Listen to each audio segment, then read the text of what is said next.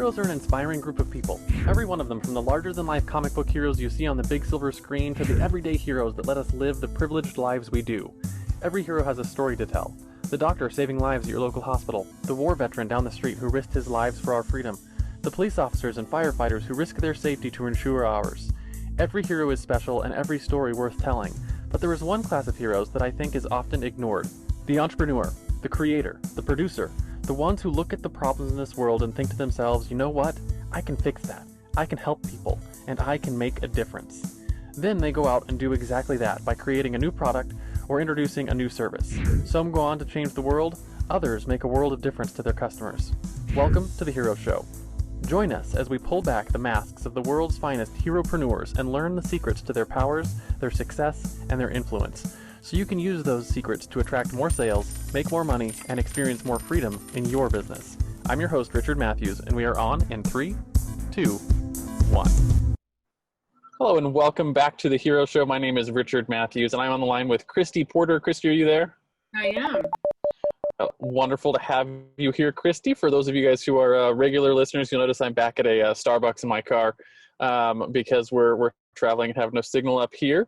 What I want to do real quick is introduce you to Kristi so you know who she is. She is the founder of Signify, which is a marketing and consulting firm for cause-focused organizations. And you even help with, you said, philanthropy for businesses. So what I want to start with is I want to find out what it is that you do now, Kristi. Why do people come to you, and how do you help them? Like, what's your primary, service and stuff that you offer to people? Yeah. Thanks. I'm excited to be here. This is fun. So as you said, I'm a copywriter and marketing consultant with cause-focused organizations. So I help both nonprofits and social impact companies get noticed and grow through effective marketing and communications. And I also teach solopreneurs and small business owners easy philanthropy strategies. So when they're just interested in giving back, not sure how, not sure what they have to give, but really want to participate in the issues that they care about, then I help break it down and make it super easy to them. So yeah, I love working with causes, love working with people who are trying to do good. So that's kind of my main area of focus and why people come to me. That's really awesome. I have a question for you, because the cause-focused organizations and having philanthropy, I actually discovered in one of my companies that philanthropy was a good marketing tactic as well, right? So I have a supplement company, and one of the most successful programs we have run with our supplement company was partnering with with Vitamin Angels, and Vitamin Angels delivers vitamins to children in need all over the world. And the leading cause of death in children under the age of 6 worldwide is a lack of vitamin A, right? Vitamin A is what, allows your body to fight off infections and things like that. What the program we started was, for every bottle of supplements we sell, we donate enough money to Vitamin Angels to provide the vitamins for one child for 1 year. And it actually, it saves lives, right? So the marketing that goes along with that was buy a bottle, save a life. And we noticed it increased our sales, but it also, so like philanthropy is like you get to do good things, but it also it comes back very quickly. And I'm curious, if you see that regularly in the clients that you work with, since that's something that you do professionally. Yeah, I think it's absolutely true. First of all, I think from an insider standpoint, from an employee standpoint, we spend so much of our time working. And so I think more and more people want to know that they're working for somebody that's doing something good and not just trying to make a buck. So they're excited about that. And if they're going to spend all of their time in some place, 40 plus hours a week somewhere, then then they want it to feel good, as well as earning a paycheck. So I think from an inside standpoint, it works well from that. From an outside standpoint, I think it's just, what you described. We have so many options these days. So if I have the choice to buy vitamins from you that also have a social impact component, or I can buy something similar from somebody else that doesn't, it's just such an easy sell. which is one of the reasons I like it so much, because most people are going to navigate toward the one that has the social impact component. And there was a study done, Cone Communications does a great study every year. And one of their last studies, I'm going to quote this poorly, I'm sure, but it was something like almost 80% of people were interested in social impact companies and social impact products, and they wanted to know that companies stood for something and didn't just sell something. So I think those kinds of numbers are really hard for anybody to ignore. And for those of us who either own our own businesses, have a small business, I think if you have a small business, and I guess in large businesses too, but retention, finding qualified candidates, those are often issues that bosses have to deal with. And so if you can offer that, something like that, that maybe is another value add along with your benefits package and everything else, and people can really engage, and then customers will engage in the mission as well. They may not initially come to you for that, or they may. Some people like me, that's who we want to support. Yeah. But, for the general consumer, if they're out there searching for vitamins or something, then, you know, if they stumble across your website and they have the chance to buy something quality, something they can afford, but it also has a social impact component, I just think it's such an easy sell. And we're in an age where we have the privilege and ability to do that. And I think more and more people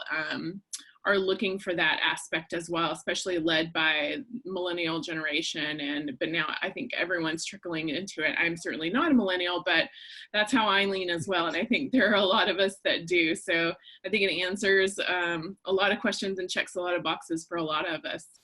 Yeah. Yeah, I think I just barely scraped the teeth on not being millennial because I graduated college right before social media hit. So yeah. I think that disqualifies me as being a millennial. But the to that point, I've noticed the social impact it's something that I recommend all of my clients consider it, because it has a positive impact on the bottom line, and it also has a positive impact on, like, your business is it has a larger impact on the world, right? Because most of us, when we're building businesses, we're doing it because we want to make a legacy, like want to do something. So if we can create something at a profit and, you know, have a profitable business that impacts my clients' lives or my customers' lives and also has a social impact, like you're saying, I think it's one of those really easy win-win-win situations. And because of things like the internet, there are so many social impact organizations you can find, right? And like I don't know what it was like, you know, before, because I didn't run a business 20 years ago, but I would imagine that it wasn't as easy as, like, we can just take our financial statement at the end of the month and be like, here's how many things we sold, and go on to Vitamin Angel's website and make a quick donation. Right? It's not hard. It doesn't take any extra time or effort from our business, and it has an impact. It has an impact on the people that we're working with. So, and it has an impact, you know, like you said, all the way around. The employees that we hire, the customers that buy from us, you know, the marketing messages that we have, and the kids that actually are benefited from that. Absolutely. And I think we just don't live compartmentalized lives anymore. I mean, the internet has, you know, for good or bad, taken that from us as well. So it's the same thing. I spend, you know, whether I'm, again, working, I'm a solopreneur, whether I'm a solopreneur, I have employees, we're all checking our email at different times, we're working at different times.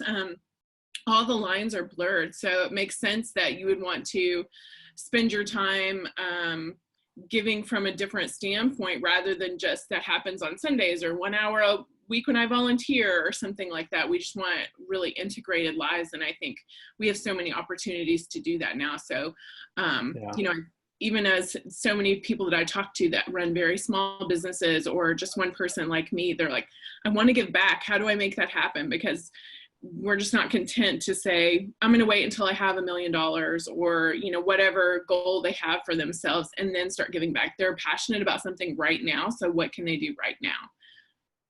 Yeah. And I'm a huge fan of the slice a portion of the profits and allocate it towards something. And it doesn't have to be big either. It can just be a portion that makes a difference. And then It's something that it happens every time you make a sale. So it's not like it's coming out of your pocket, right? Like, it's something that you can just build into your business model.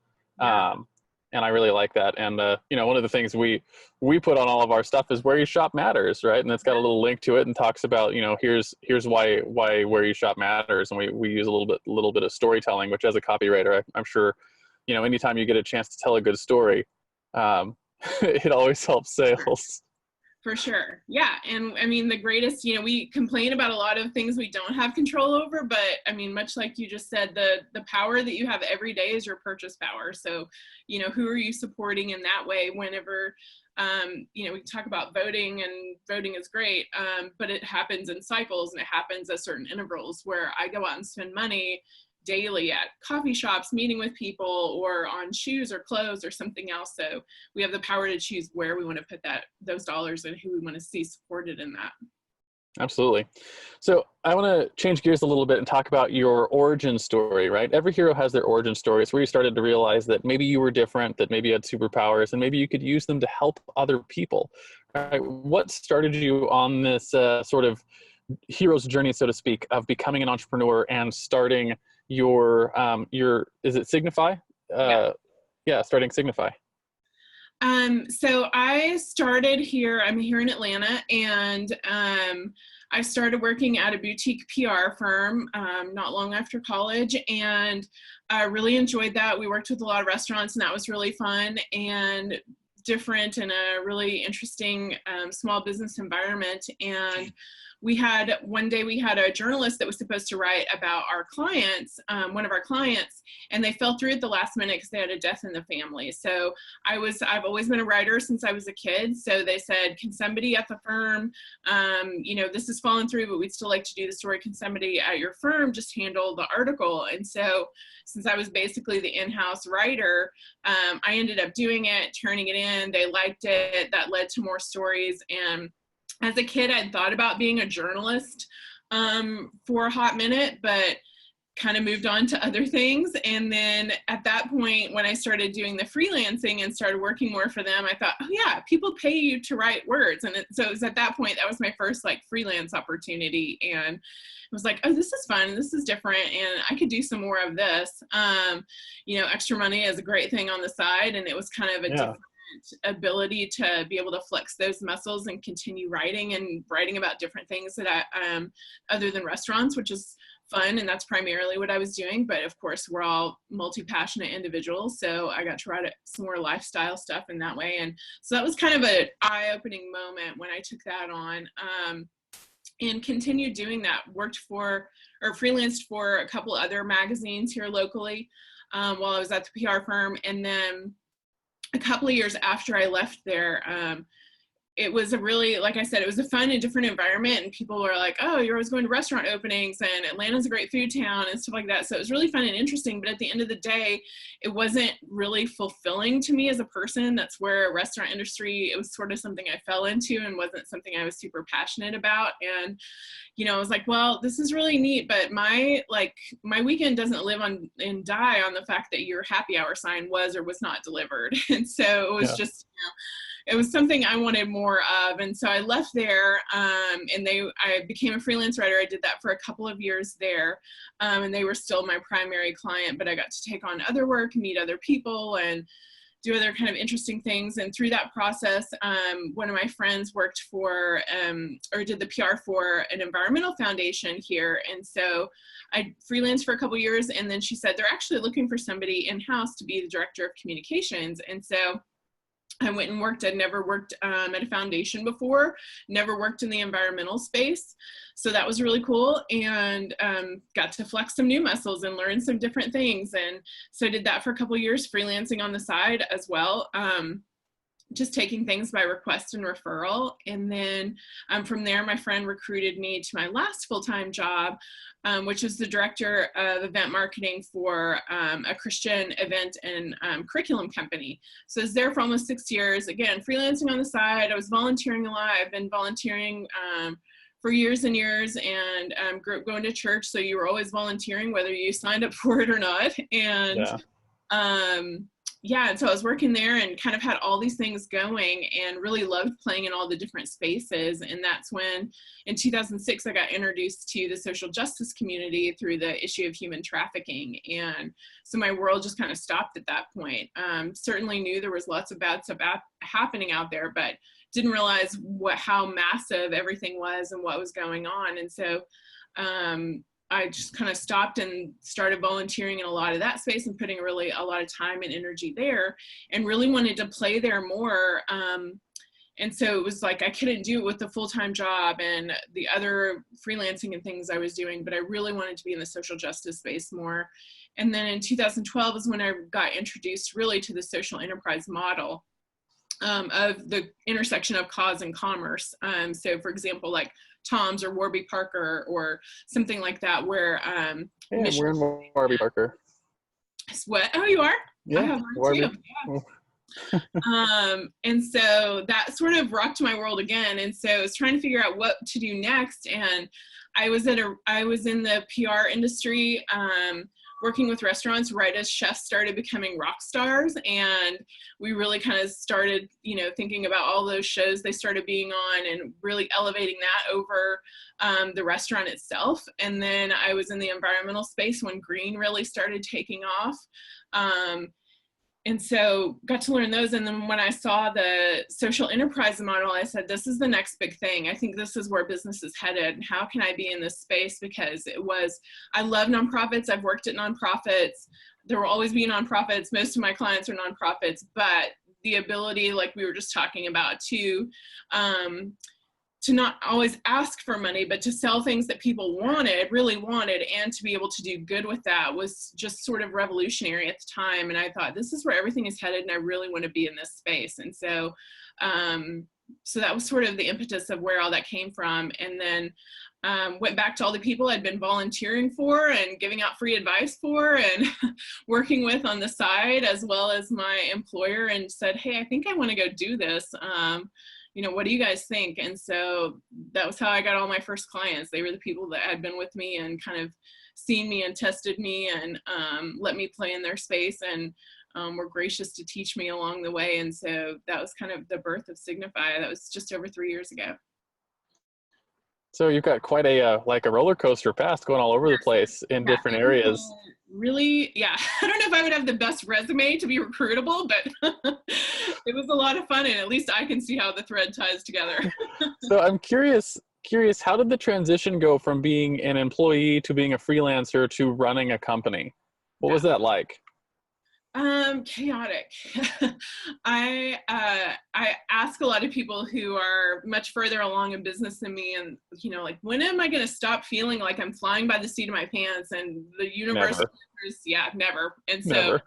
Right. So I guess now I have at least tempered expectations that will never stop. But yeah, it was different because as a freelancer, I was just filling in the gaps for people. And to a certain extent, I still do that, but I'm trying to build a business at the same time, which is a different mindset. So I feel like really, the first year, you're kind of just, everything is being thrown at you and you're making decisions all the time, and decision fatigue is a real thing. And so you just sort of learn to move through it and accept this new reality. And then, in year 2, I think you're kind of becoming, better at your systems and processes and filling in the gaps and really feeling like, at least it's a little more understandable, even if it's still a bit of a foreign world. And then I feel like this year, in year 3, is when I'm really starting to develop my model more. And, since I don't sell lots of really small products like, shoes or books or something like that, I have larger clients. So it takes more data points to really be able to look at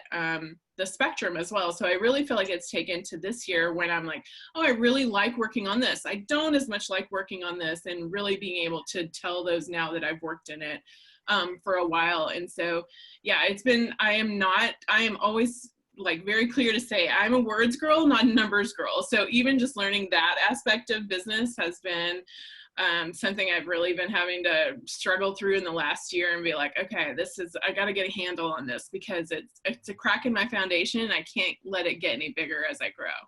Yeah. So if you because my business is sort of like that as well. And like where you think you're at the end of year 3, just wait till you hit like year 10. And you really like to start hit your stride, and you're like, oh, I know what I'm doing, and I know how to grow, and you've got all the cracks filled in, and you sort of like have an idea of what's going on, and you really start to rock it up there. So more grounded. Oh, good. Only another 7 years to go. Only another 7 years of figuring it out. But I for one, I think that a lot of times entrepreneurs, we vastly overestimate what we can do in a year. Absolutely. And we vastly underestimate what we can do in 10. Yes. Right. And we don't realize that, you're not going to build something of significance in a year, right? You're not even going to do it in 5. It's probably going to take you a decade to build something of significance. Right. And as long as you have that in your mindset, you're like, I'm going to put 10 good years into this and build something awesome. The next 10, I think will grow wonderfully. And it helps with your expectations, I think, at least. Yes. As well. Once you kind of take the expectation of it's just a constant adventure to be on, and kind of stop fighting against the wave too. I think that makes it a little better too. And just surrounding yourself with people that know better than you do. Yeah. So have you gotten to the point where you're starting to hire staff and scale that way as well? I haven't. I hire contractors now and again for projects. I'm one of those people, I haven't read it yet, but I'm really interested to read, gosh, I forgot the author all of a sudden, the Company of One book. Because it is at this, again, in 10 years, 7 years, whatever, things could change dramatically. But even as much as I want to scale and grow, I don't have the desire to build my own agency. I've worked in agencies and they're fun and different, but I've had interns. And so I felt it was really important I wanted to kind of help shepherd a new generation of change makers and give them experience. And I know how exciting those experiences were for me, and to have somebody to be able to teach you along the way. So I have used interns over the past 2 years. But as far as employees, that's just something, again, my mindset could change, but right now it's just not something I'm as interested in. Even my interns, I only have them work 5 hours to 10 hours a week, because I don't want to have to manage them all that much either. I want to be able to do my own thing and kind of have that more aspect of control at this point. And we'll see if that changes. But right now I'm happy with it just one, and I only foreseeing it just one. Sort of like I live in an apartment now, and everybody's like, when are you going to get a house? And I'm like, I don't really have a desire to own one. I don't want a house. Yeah. I don't have a house either. I've got 4 kids and a wife and no house. Right. You don't even have your own Wi-Fi at this point. You're doing great. I don't even have my own Wi-Fi. I mean, I do, but it doesn't not connect to anything because there's no signal over there. But yeah, I totally get that. I will submit that getting a VA will dramatically help your life. Okay. At some point. May not be now, but at some point. And think of it more like an assistant to help you get your stuff done, and then like running an agency, like employee style thing. But a VA is very helpful because then you can get more things done. Yes. So, always a good thing, especially on that underestimating portion. Yeah. And a VA can really fill in your gaps. I'm like, I, for instance, am terrible at like repetitive things or things that like are very detail oriented. I'm definitely a big picture kind of guy, and I'm like, okay, here's all the big picture stuff, and here's the automations, and here's all the processes we're going to have happen, and then then it needs to happen. Yeah. And if I'm going to do it, I'm going to pull my eyeballs out, right? Like, yeah. So having someone to help with implementation is really helpful for me, at least. Sure. So I'm curious. In the vein of the superheroes, we talk about superpowers, right? So it's what you do or build or offer this world that really helps solve problems for people, the things you use to help slay this world's villains, so to speak. If you could narrow down in all the things that you do for your clients, what you think your superpower is, what would that be? Writing has always been my superpower. Even before I was doing it full time, my friend said, if you had one word to describe yourself, what would it be? And writer was it. So that's something that comes naturally to me, and just being able to put words to concepts. The other thing is just being able to look at things holistically and see, I think the reason a lot of people, including myself, and I'm sure you hire your own consultants and things, is just because you can't see the forest for the trees. And so being able to look at other people's things holistically in order to kind of help cut the clutter and let them grow and scale is a really beautiful thing. And then just caring.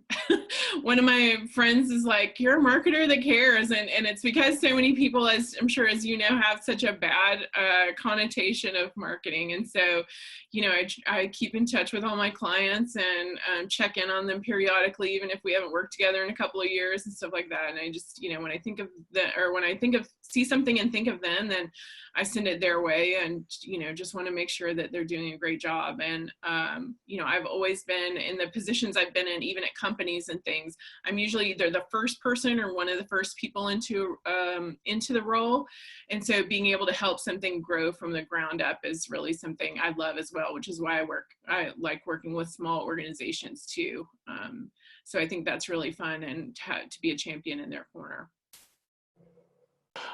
So my question has to do with the writing, right? So writing, for those of us who are uninitiated, who aren't writers, writing comes in lots of different flavors, right? You know, the skills it takes to be a good copywriter are different than, you know, being someone who can write a good, you know, article or critique piece or tell a story, right? They're all like, they're slightly different skills. Mm-hmm. And I'm curious, how much of your writing skill do you think was natural, and how much of it had to be developed in certain areas to run a business? Mm-hmm.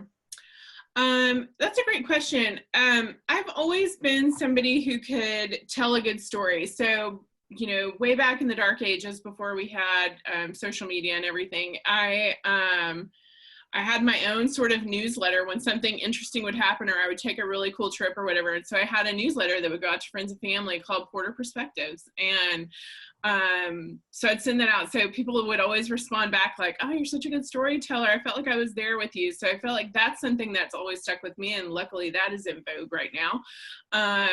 So I've been able to carry that through. And then even when I worked at the PR firm, you know, a lot of people, otherwise at the agency had journalism or public relations or something, a specific degree to go with that, where I had more of a general business communications degree.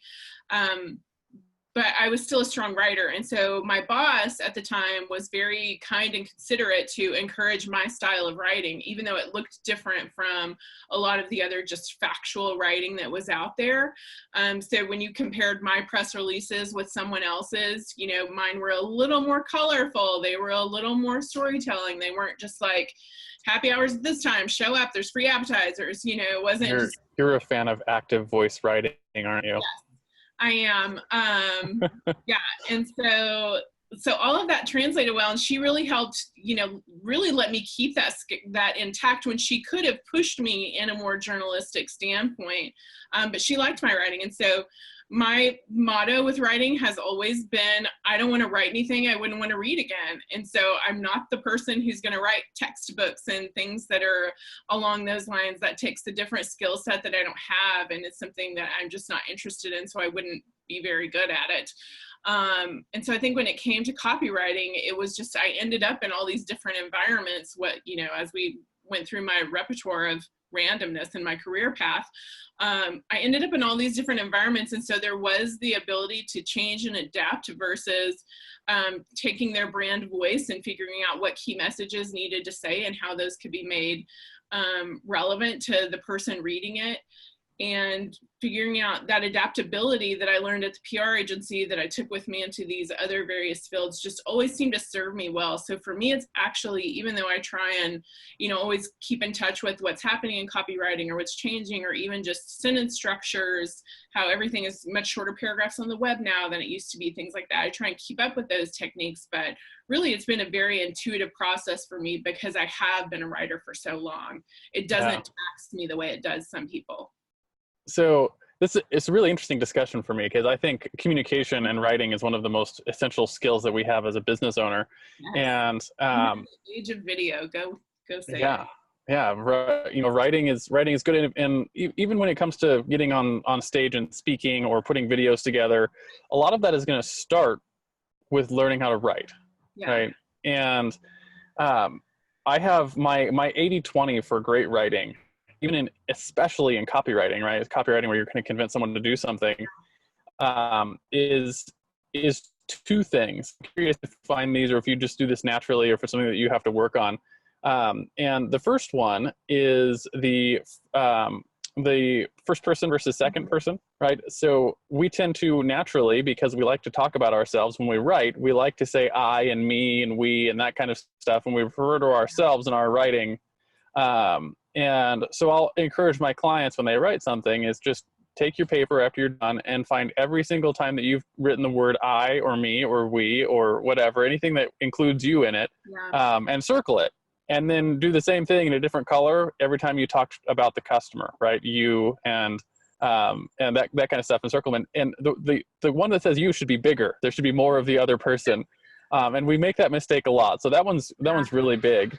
And the other one is the active voice versus passive voice. And it's a very nuanced skill. And I don't think a lot of people naturally write that way, because it's something you have to learn to do unless you're just a natural writer, like it sounds like you are.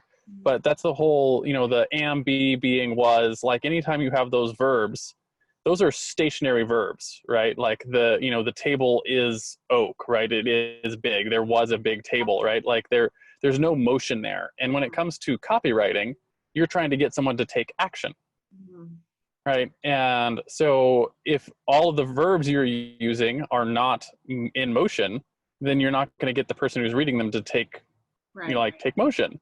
Yeah. So like I'll always go through this, after you've gone through and done the first person to second person writing, is go through and take all of your sentences and move them from the passive voice into the active voice. And you'll be surprised how much just those two things, if you learn to master those two things, you'll become a better copywriter than most copywriters. Yeah. And I think, along those lines, I think that's one of the most interesting shifts in the last few years that we've seen for example, about pages. How to bring the reader into your about page. Like it used to be an about page was just a copy and paste mission statement from a business plan, or it was just entirely about you.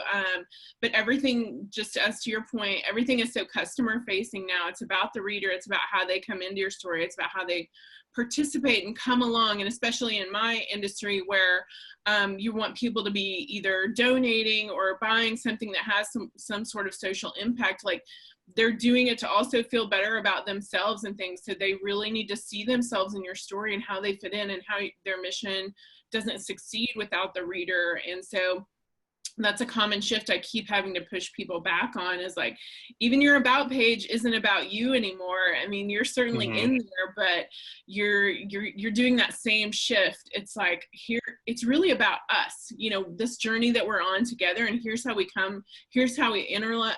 overlap and intersect. And here's what our journey looks like. And it may come through in these services and products and everything like that. But really, this whole thing is about us. And I think that's been such a really unique and interesting shift in the last few years as far as copywriting, and it's really fun. Are you a fan of Orson Scott Card? I don't know who that is.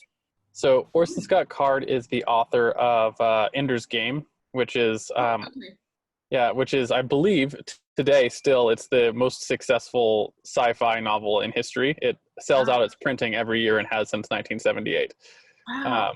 So really, really good. If you haven't read it, I'd highly recommend it. But one of the things he does in all of his books is at the end of the book, he has a chapter that he writes that's not in the story. It's just him pontificating about life. And he's a really successful author, and I liked what he thinks. And one of the things he says in his books is that writing a story is only writing half a story, right?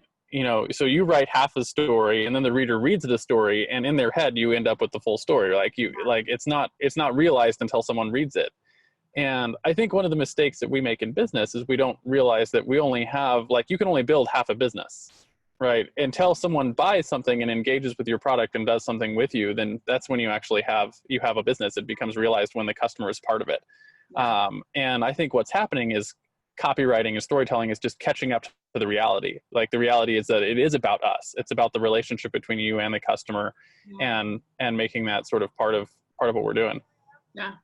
Because again, I think that's part of the differentiating factor of we have so many options now. You can go anywhere, search Amazon, go to the grocery store, anything, and you have so many options. So if I if I can find a brand that speaks to me and relates to me, and like I feel like I know them and understand them and I fit in with them, whether it's one aspect or if they're small and you know the founder and stuff like that, then those are always going to be the ones that appeal to you over just the general run-of-the-mill everyday thing. That reminds me, for whatever reason, of my favorite modern statistic is that King Louis is, I think it's like 250, maybe 300 years ago, he was the king of France. And he's famous for being the king who, like, every night for dinner would bring in 50 chefs and have 50 different meals prepared every night, right? Wow. So 50 different meals. And they say today, a single mom on food stamps, when she goes to the grocery store, has more options than King Louis did at dinner every night. Wow. Right? Just to see, how capitalism has sort of raised everyone out of poverty. But to your point, we have so many options. Right. It doesn't matter where you fall on the spectrum. You have so many options, and we can choose the businesses that we're working with. And I said that's really what makes the difference. Yeah.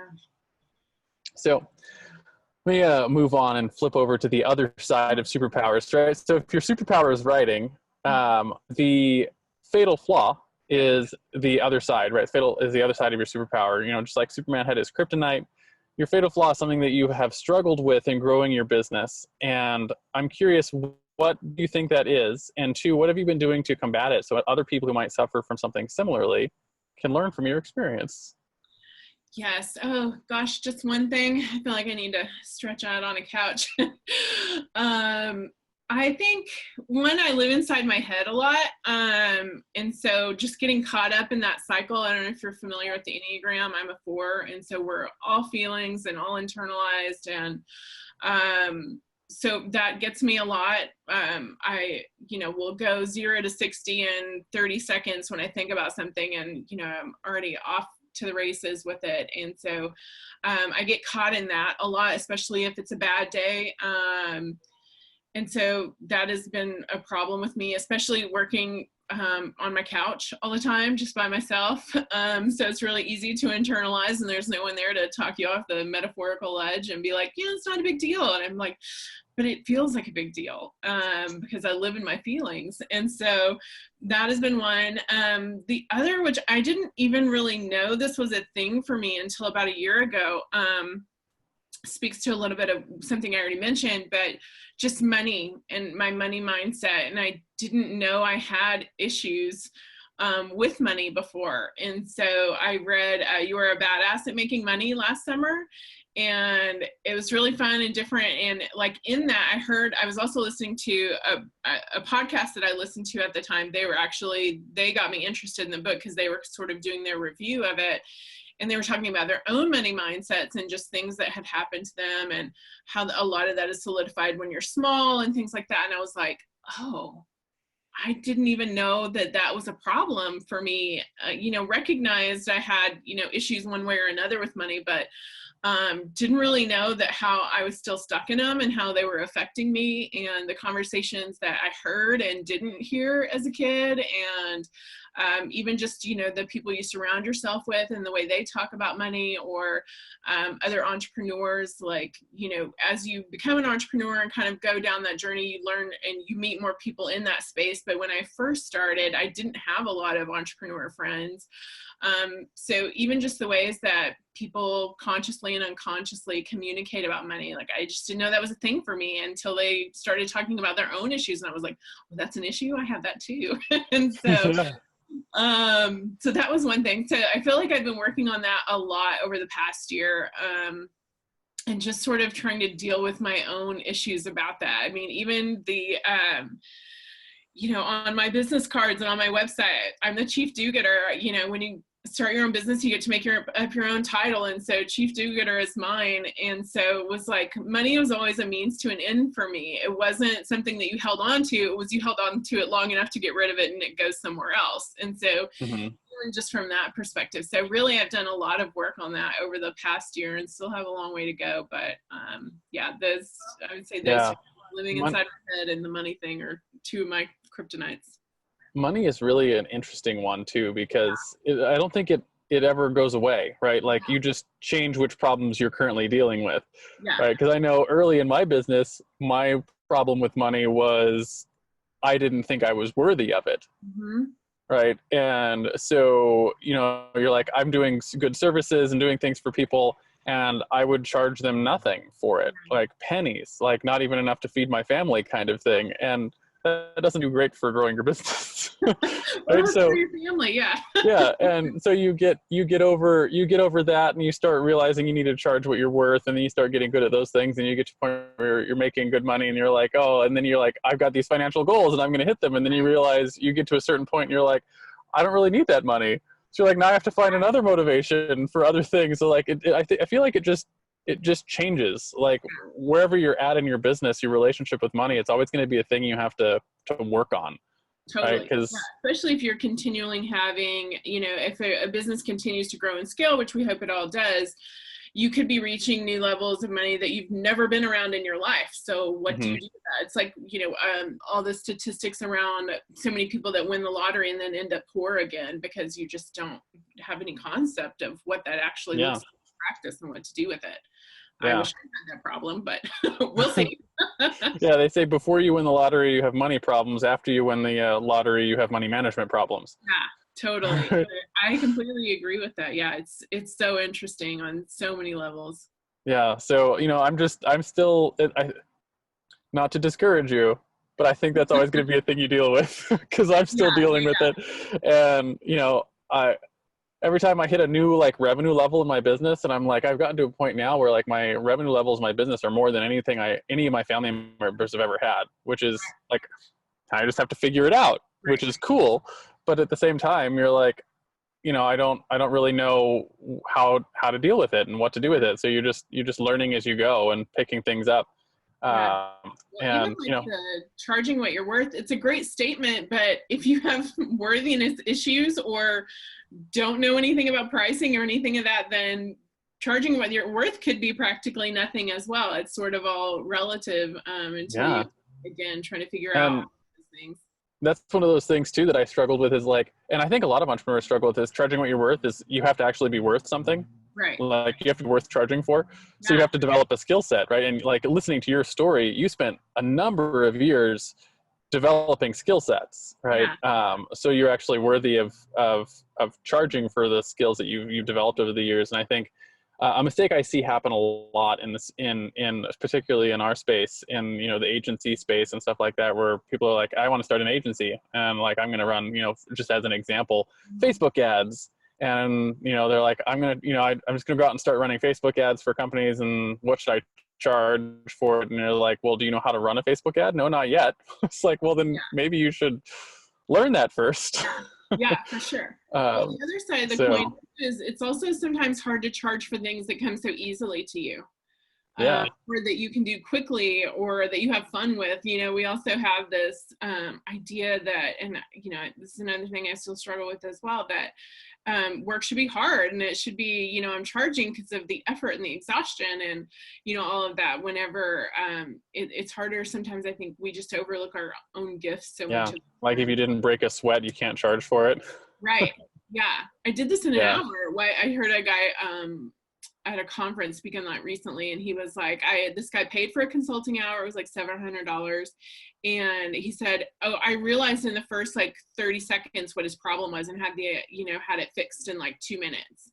And he was like, oh, well, you know, we still have all this time left. So what do you want to talk about? And the guy was like, that's all I needed.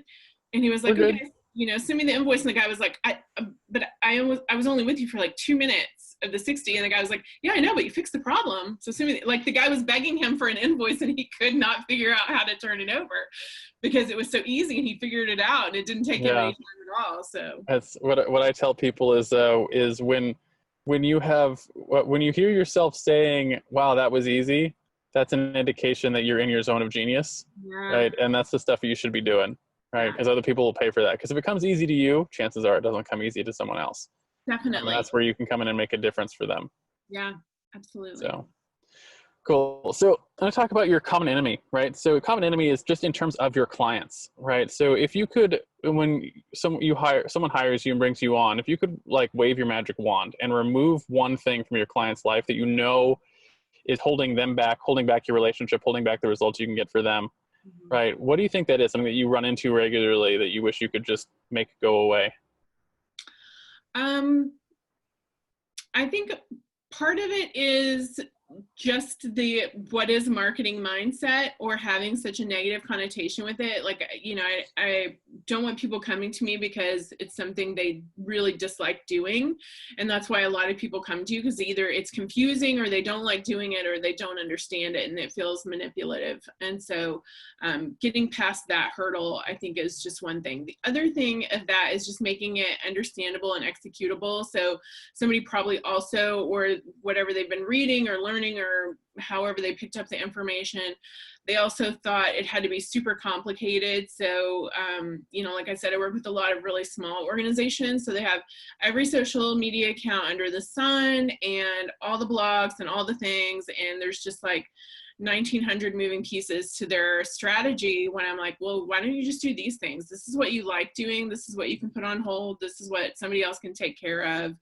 And so really just help simplifying. And I actually did a audit with a client today, and streamline was the name of the game. They were like, everything just, there's so much, it's just exploding everywhere. We have all these media channels, we have all these documents, we have all this stuff, and it's confusing our people and it's confusing us in-house. And so neither one of those is a good thing. So somewhere along the way, we just, you know, we always think more is better, or in the marketing world, somebody told them, or they read a book by somebody super successful that said they needed to be on YouTube, but they absolutely can't stand video. And so now it's just this hurdle that they feel like they have to overcome. And why would I make somebody do something that they just will hate doing? Yeah. And those are kind of the two sides of that coin for marketing in them. Yeah, marketing is an interesting thing, right? Because you have the people who think of marketing like used car salesmen. Yeah. Right. And marketing it's a I don't know, it's a sanitized term for persuasion. Yeah. Right. And persuasion's a neutral tool, right? You know, you can use that for good or evil, right? And, you know, that's where you can either persuade people for your own benefit, and that is manipulation, or for their benefit, and that's leadership. Right. And I think the struggle a lot of people have is they think marketing, that it's capable of being used for manipulation, so they don't like it at all, without realizing that the tool itself is neutral. Right. And it's what you do with it that makes a difference. Right. And that's that mindset that you have to work on overcoming with your clients, is that marketing is a neutral tool, and you can use it, particularly when you're working with organizations that are like, we're cause focused and we want to do good things, and they think in their head marketing equals manipulation. You're like, we have to break that, because that's not true, right? Marketing can be leadership, right? You can help other people with it, and you have to do good marketing if you want to change lives for the better, right? So like, I can totally see how that's a thing that you would run into a lot. Yeah, especially in the nonprofit world, for sure. Yeah. They're like, hey, you know, we're at our wits' end, we're ready to start marketing. And I'm like, well, surprise, you're already marketing. Let's talk about how to do it better. Yeah. And the complexity thing is definitely particularly today, I think probably more so than ever before, right? If you go back like 30 years ago, it was like the yellow pages and the newspaper, and like, that was it. Yeah. And like, unless you were a big multinational conglomerate, you couldn't afford TV or radio. Absolutely. So, but like nowadays there's like a bajillion channels, right? And it's like every other day there's new ones, right? Like what is it? TikTok is taking on TikTok all the time, and I don't even know what it is. Like, it's some sort of small little app. I shouldn't say that. I know what TikTok is, but like it's the you know, it's got access to millions of people, and it just showed up a little while ago, right? So, and you have to like figure out and choose where are the places that make sense for my business, and makes sense for me to put time and effort in as a business owner, as a nonprofit, to actually like get my information out. And I don't know, I think when it comes to simplifying, one of the conversations I have all the time with my clients is like, where are your people, right? Because that's what matters more. It's not which networks you're on, or being on all the networks. And I'm curious, do you think if the problem is sometimes is they don't know who their people are or where they are, so they're like, be everywhere. Yeah. because I don't actually know who my people are. So if we just talk to everyone, then, eventually our people will hear us. Yeah. So what are your thoughts on? It's just so hard to narrow an audience too, especially when you're, for anybody really, but especially in a cause space when you're thinking, but everybody needs to help. Everybody needs to care about this issue, or this is doing something good. Why wouldn't everybody want to be a part of this? I think it was last year, I was at a conference and, I met a woman, or I was listening to a conversation of a woman they were sitting next to me, and somebody said something, the talk had just finished about knowing your audience and everything. And she said, okay, I've been working on my audience. Like, she was really building up to this. And she was like, I've narrowed it down. It's women. And that was like where she had narrowed it to. And that was sort of the stopping point for the moment. And she was going to go back and think about it after that, like who it could be, because she's felt fairly certain it was women. And so she'd narrowed it to, that, and that was the stopping point for that. And so, yeah, it's so hard to think about excluding somebody from something that we care so deeply about and is so passionate. So trying to think this isn't for somebody is really hard to wrap your mind around to begin with. And then it just sort of goes from there. Yeah. But yeah, bless her heart. I hope she's figured it out by now. It's such an interesting thing too. You have to work on learning to exclude people, right? Mm-hmm. And that exercise of learning who to exclude and who you're talking to actually broadens your audience, right? And I went to Bible college, right? So I got preacher training, and one of the things they taught us in preacher training was to speak to an individual, right? You talk to one person in the audience, and it was just like a technique for learning how to talk to a large group of people. Is you're only ever talking to one person. It doesn't matter how many people are in the room, you're talking to one person.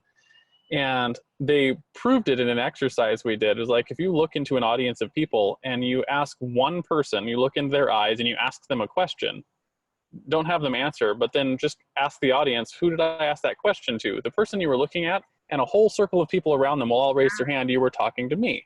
Right? And if you repeat the exercise and you look between two people, so you're not actually looking at anyone, and you ask the question, and then ask the audience who you asked the question to, nobody will raise their hand. Interesting. Right? Because you weren't actually speaking to someone. Yeah. So if you don't know who you're talking to, if you're not speaking to an individual, then you're not going to get anyone. You're not going to be speaking to anyone. So you have to pick your person. And that actually is what's going to allow you to have an audience. Mm-hmm. Yeah, I agree completely. Yeah, it's hard work, but it's got to be done. And yeah, I think that's probably another reason, a lot of people don't make it, is they haven't really defined who they're talking to. Or even, in my space and in your space, even as service providers, it's also like, much like you asked at the very beginning of this, who comes to you and why do they come to you? And so I have other people that I know that are great graphic designers or copywriters or something like that, but they don't have any sort of specialty. And so if somebody needs a copywriter, they might get referred that way. But by and large, sometimes I'm like, I still don't know who to refer you to. And so, it's so important to be known in your space for what you want to do and be known, for doing that well. Like I said, I'm not, if somebody's like, oh, I need a, textbook written, then I'm not the gal for you. I'll help you find somebody that is, but that's not my area of expertise. And that's not why somebody comes to me. And, wouldn't you want somebody that does that and does that well, rather than somebody that can write well? And that's a really cool point too, is like when you get known for something and you know who your person is, right, then you become a really easy person to refer to, right? So like, I don't have anyone in my network now, until today, that I could refer nonprofit marketing work to. It would just be like, and I've had a couple come to me and they're like, I want to do this kind of work. And I'm like, I don't know anyone, right? Yeah. Like, they're like, can't we just do general stuff? I'm like, the kind of stuff that I do is very direct response. And I know for a fact, because we've tried it, that a lot of your nonprofits, if you get into like hardcore direct response, take action now kind of thing, your audience just shuts off, right? It's not my thing. So it's cool to, when you're known for something, it's easier to refer. And, I got a friend of mine who works in the real estate space, and he's like one of the number one marketers for real estate agents. It's really easy to refer business to. Every time someone's like, I got a real estate company. I'm trying to grow the business. I'm like, I know the guy you need to talk to. Like, you need to Right. talk to this guy, really easy versus the person who's like, I just help people with marketing. You're like, okay, well, like Right. lots of people do that. Right. Yeah, there's so many facets to it. Or I was having one of my friends is starting a business, and it's a really cool business, and I think it's going to do really well. And the first idea he came to me for, it was a narrowly defined audience, still narrowly defined, but still lots and lots of people. And then when he sent me like his, he had written like a sample newsletter and some other things, and he was like, what do you think? And so just a couple of weeks later, it wasn't directed at that audience. It was at a much broader scope so it's a very small subset of like health and fitness. And so whenever he revised everything, it was just written to health and fitness. And I was like, this is cool, but it's not written to this audience anymore. And now you've just opened yourself up to a million competitors where hardly anybody was competing with you in this other space, and you could really make a name for yourself over here. And there's still a huge market for it, and nobody's filling that market. And if you go in this direction, then you're just competing against lots and lots of other Everyone people having to gain market share. Yeah, that will be years and years of work. Yeah, absolutely. So if your common enemy is the thing you fight against, your driving force is the thing that you fight for, right? So just like Spider-Man fights for your New York, or Batman fights for Gotham, or Google fights to index all of the world's information for us, what is it that you fight for with your company? Yeah. I fight to be a voice for the little guys in the cause space. I've always been a fan of small businesses. I love working with the big guys.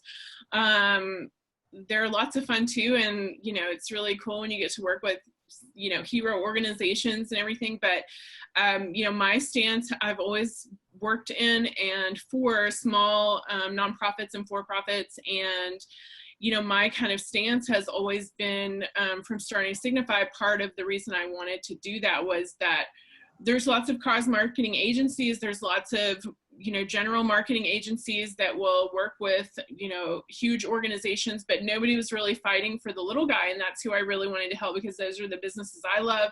They're the people I know.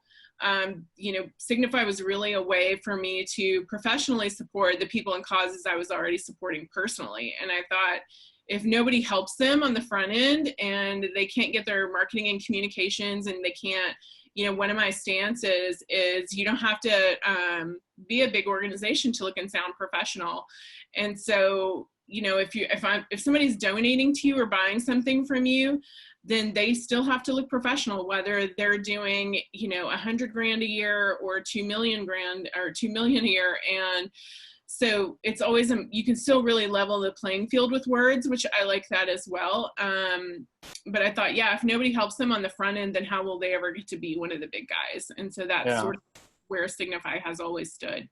I call those unconscious trust signals, right? So the things like their words, their typography, their pictures and their colors, like those 4 things, if you can nail those, you can look like a multi-million-dollar business, right? And if you're using them consistently in your marketing and your branding and all the things that you're putting out to the world, you can compete on a playing field that, you couldn't have competed on in the past. So but it's interesting. Like, it takes a skill set to do that, right? Mm-hmm. And a lot of business owners are like, they just want to do the thing that they do or help the cause that they help. So that's where you can come in and be like, hey, I can help you, put you on a playing field, and be able to compete there where you might not be able to otherwise. So that's really cool. Yeah, it's amazing to me that you can, go through and get entire nonprofit degrees or go through school for nonprofit management or something like that, and they never teach you anything about marketing. You may learn some fundraising skills along the way, but yeah, so much of that is still left out. And so a lot of them just don't have some of these basics, that some of the rest of us would consider starting from. And so they just, you don't know what you don't know until you get there. So I'm trying to be there for them on the front end. Yeah. I for the life of me don't understand why every business degree or anything that even is associated with business isn't taught like basics, like what's a call to action. Yeah. Right. Like you should know what a call to action is if you have a degree in anything related to business.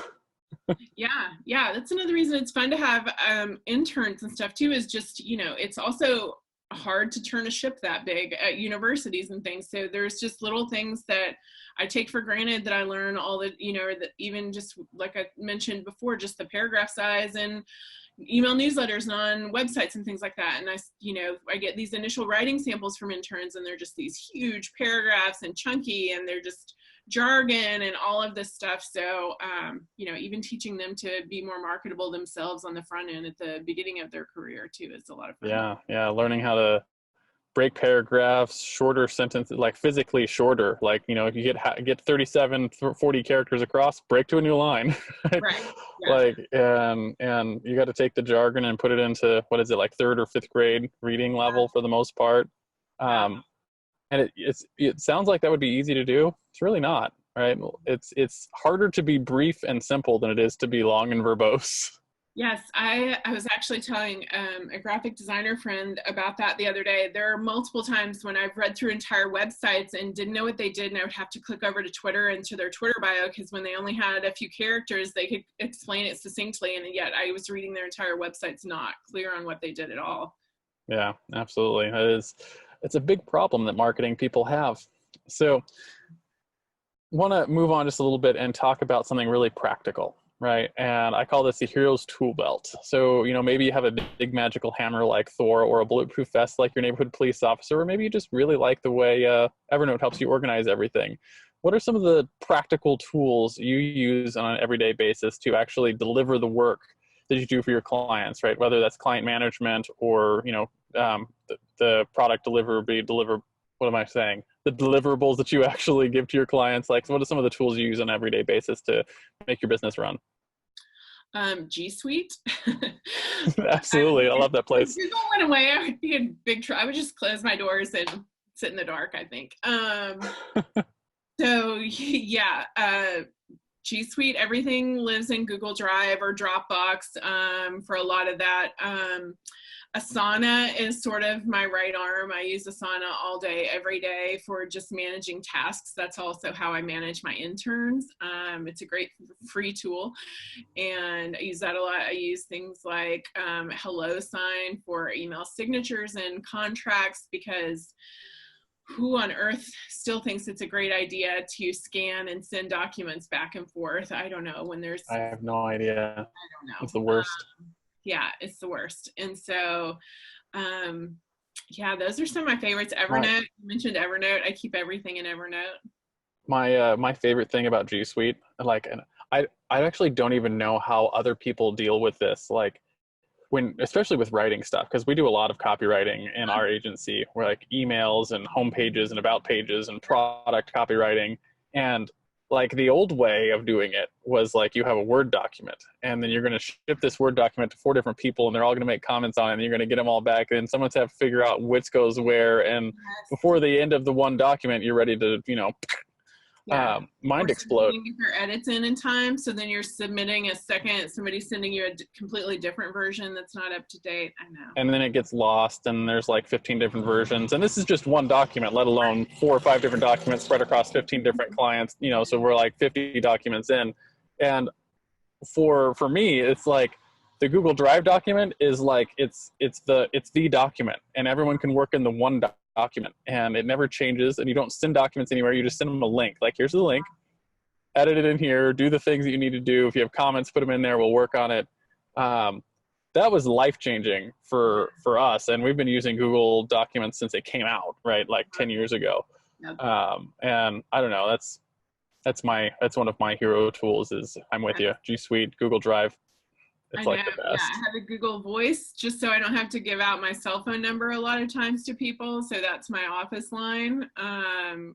Yes, I do the same thing. I tell people my Google Voice number. I secretly call it my whore number, because I will whore it out to anyone. It doesn't matter who or what. Like, if you want a phone number, you're getting my Google Voice number, because it has office hours, and I can filter it and set up rules. And it sends you your messages to email, which is just so lovely.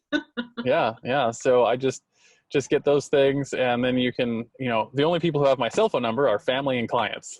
Mm-hmm. Yeah. So, especially for me who works from home. So, like I have a PO box, I have Google Voice, so I don't have to constantly, give out my personal details. makes it great from that standpoint as well. Yeah, and Canva's another one I can't live without. Yeah, I like Canva. I don't use it much because I grew up in Photoshop and some of the other ones, and I have like certifications in those apps, so I'm really comfortable with them. Yeah. But I definitely have started putting things into Canva for the same reason that you use Google Drive. It's because if it's in Canva, they can log in and look at it, and we can make changes and do other things. And I'm like, oh, it's, because if you send them a Photoshop document, they can't open it. Right. Yeah. Nor do they know even how to open it or where the buttons are or anything else. Yeah, it's been many years since I used the Adobe Suite. And yeah, so I didn't really keep up with that after a number of years, especially when I moved into just PR and marketing, and that wasn't. Yeah, it wasn't a thing you did all the time. Yeah. So Canva's been great. All these little tools that we have available to us. So that's why I'm like, it's so easy to look and sound professional. Absolutely. Like, oh, how are things, it looks like I have this big team over here. I'm like, it's just me and my interns. I use the term we because it's me and my interns, but that's why you think it looks and sound professional. Do you use Gen M for interns?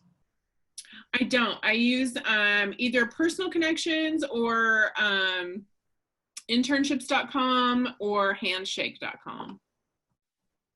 Have you heard of Gen M? Gen M is for interns. We've used it a couple of times, but you hire an intern for a couple of months. I can't remember exactly how it works, but anyways, it's worth looking into genm.co for intern stuff since you use them regularly.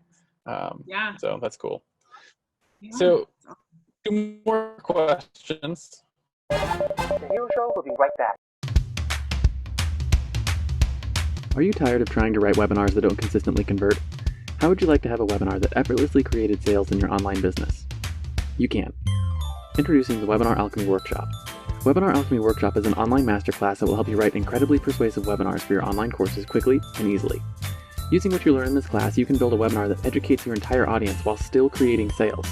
For a limited time, you can purchase this masterclass for only $7, and you'll get the exact framework I've personally used to help my clients sell more than $1 million worth of online coaching and training just over the last year.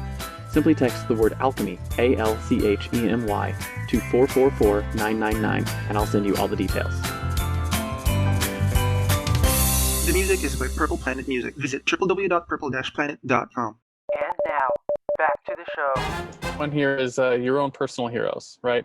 Frodo had Gandalf, Luke had Obi-Wan Kenobi, Robert Kiyosaki had his rich dad. Who were some of your heroes? Were they real-life mentors, speakers or authors, peers who were just a couple years ahead of you? And how important were they to what you've accomplished so far with your organization?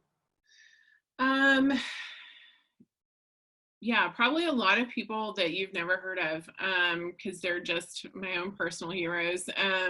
I've been, one of the common pieces of advice I give, and something I've been lucky enough to have myself, is to have mentors for more than a decade now. And so I think that's super important, just to have somebody who speaks into you from that standpoint and can give you feedback and guidance, and somebody else to tell you what you're worth sometimes.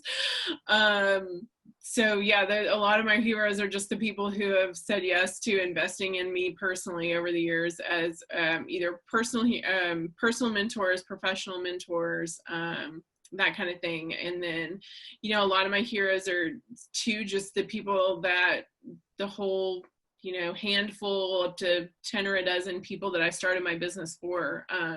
I started with them in mind. And so for even when I write my own content and everything and thinking about audience, it's really easy to think about who my audience is because I knew them.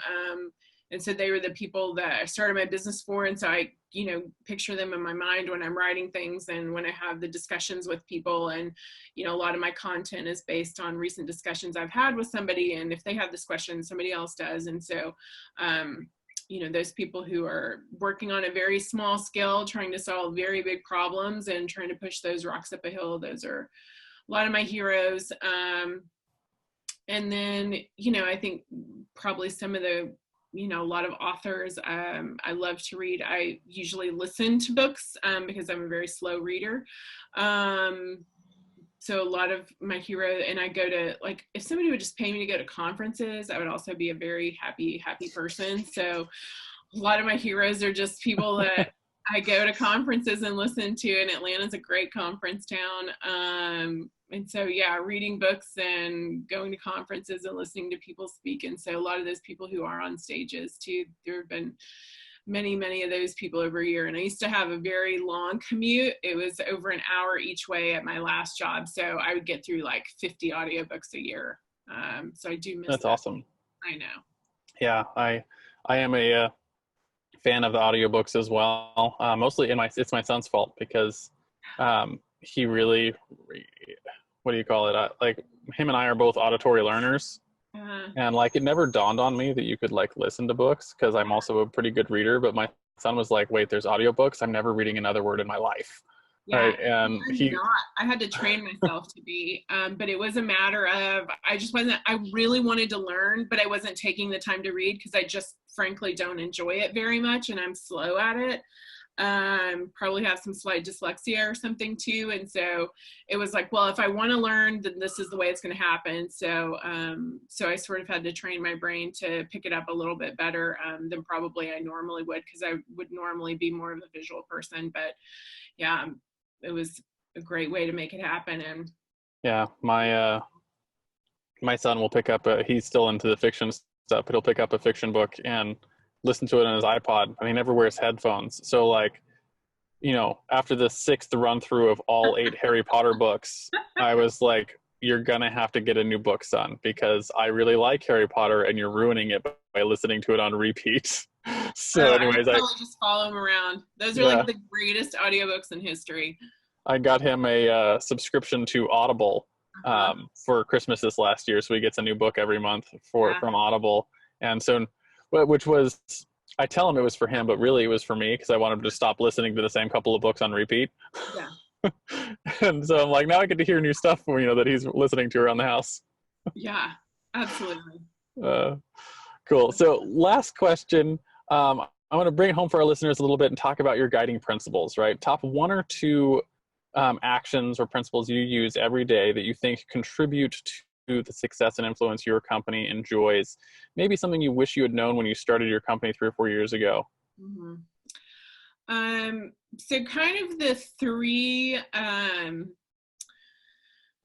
for Signify really are creativity, curiosity, and generosity.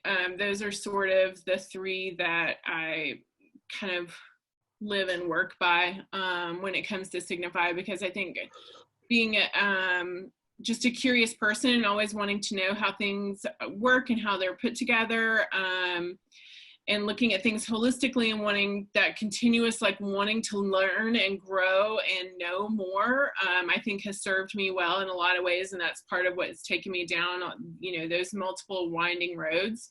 So, you know, I really value, you know, friends as well. A lot of my close friends are people that are continually trying to improve themselves from that standpoint too. So that's sort of how I look at curiosity, creativity, which can come in so many different ways. But again, it's sort of, especially when you're working with small organizations or, you know, being on staff in small organizations, you learn how to do a lot with a little. And I think that being resourceful skill and being able to use resources creatively, being a writer who's creative, loving beauty and art and all of those things. Again, I think it's a great mindset to have and serves me well in a lot of ways. And then of course, generosity fits in line with what I do. And so can also take on a lot of forms, which is what I try and also stress to people who are very new in their philanthropy journey. If they're a small business or a solopreneur, like, you know, like if you have 5 minutes and $0, I can show you how to make a difference for somebody. And so it really is, you know, that's sort of the creativity coming back into play as well, but the generosity aspect as well. And so I think there's so many ways to be generous, and from a company standpoint, a personal standpoint, and just what we're seeing in the world and everything. I think we're just constantly looking for people who are full of hope and generous and, you know, want to see others succeed. And so I think, you know, that's a great thing for the company to work through as well. Absolutely. Those are good principles, right? So creativity, generosity, and what was the last one? Curiosity. Curiosity. Yeah, curiosity. I like the curiosity one. That's a good principle to like be curious about new things and whatnot. It's also a good copywriting technique. They all sound similar. Yeah. We know things. I do love It's alliteration. a secret. It's a secret. We know things. Yeah, alliteration is wonderful. It helps the mnemonic device help people remember things. Yes. So it's good that way. So last thing I do on the show, I do this every time. It's called the Hero Challenge. Hero Challenge is really simple. Do you have someone in your life or in your business network that you think has a good entrepreneurial story? Who are they? First names are fine. And why do you think they should come on the show and share their story? Ooh, okay. Gosh, how to pick just one. Let's see. The interesting thing is too, you ask me in 5 minutes or in 5 days, and it'll change every single time as well. I'm going to say I just had a great conversation with her. So I'm going to say my friend Ashley. She has a nonprofit called Love Not Lost. And so her daughter died of a terminal illness when she was like 2 years old. Ashley was a photographer, needed a reason to get out of bed every day. So she started working, and then she started, just out of the kindness of her heart, donating photo shoots to other people who were going through tough situations. And so that's kind of how Love Not Lost came to be. And they provide free photo sessions for people facing terminal illness. And so they get a beautiful photo session that's donated, they get a book. And then part of the thing that came out of that, which she never anticipated, was so many people come to her asking her how to deal with grief, or how to deal with, how to be the caregiver, or how to have conversations with people facing a terminal illness. And so now she's kind of adding that to her portfolio, and even talking to businesses and things like that. And so, she's had a model that's shifted and changed, and gone to for-profit, then to nonprofit, and kind of is working through all that, and just has a really interesting story, and she's a great person. Yeah, awesome. I think I've actually heard of Love Not Lost. So that's a cool business. I look forward to reaching out and seeing if we can connect with her. Yeah. So, awesome. Last thing, thank you so much for being on the show. Really appreciate it. Where can people find you if they're interested in working with you? They have a nonprofit, something like that. And more importantly, who is the right type of person to reach out if they want to reach out and work with you? Yeah. So I have a very atypical URL. It's signify.solutions. So not signify.solutions.com. That's not a thing. Signify.solutions. And that's because I did not have the $20,000 to buy signify.com. And all of the variations were taken under the sun. So I was like, I provide solutions for people. I'm going to go with it. So signify.solutions, and you can connect to me through all of the social channels and everything through there. So that's the easiest place to find me. The 3 types of people that I work with are, of course, nonprofits, for-profit social impact companies, and solopreneurs and small businesses who are ready to start giving back but don't know where to start. Awesome. Yeah. So I really enjoyed having you on the show, Kristi. It's been a really entertaining and enlightening conversation. And if you're listening to this and you are in that place in your business where you want to start adding philanthropy, I know that was where I was with my business, or if you're a nonprofit, definitely reach out to Kristi. If you've been listening this far, she knows what she's talking about. So hopefully you'll get some people talking to you from this. Do you have any final words of wisdom you'd like to leave our audience with before we end the recording? I would just say to get out there and do good. We all need to see more people doing good things. So whatever that looks like to you, whether it's personally or in your business, then get out there. And if you just want to send me an email and tell me what you did, then I'm happy to hear from you that way too. Awesome. You heard her. Get out there and do good, guys. Thank you so much for coming on the show, Kristi. Thank you. Appreciate it.